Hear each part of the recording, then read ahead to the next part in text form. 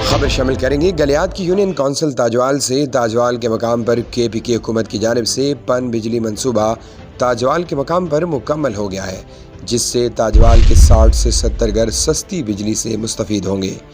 ये मंसूबा 2016 में शुरू किया गया था, ताहम इसका काम सुस्त रवि का शिकार रहा, मगर मुकम्मल होने के बावजूद इसको फ़ाल नहीं किया गया था।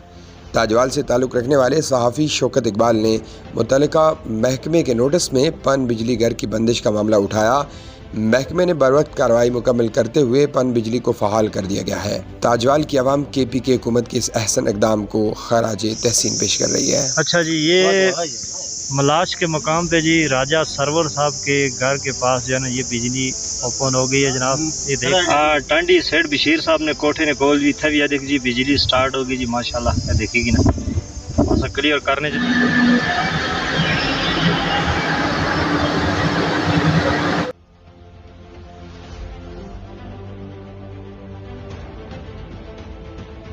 मज़ीद गलियात, हज़ारा, कश्मीर और पाकिस्तान की खबरों के लिए हमारे चैनल को लाइक करें ताकि बर वक्त नई खबरें आप तक पहुँचती रहें।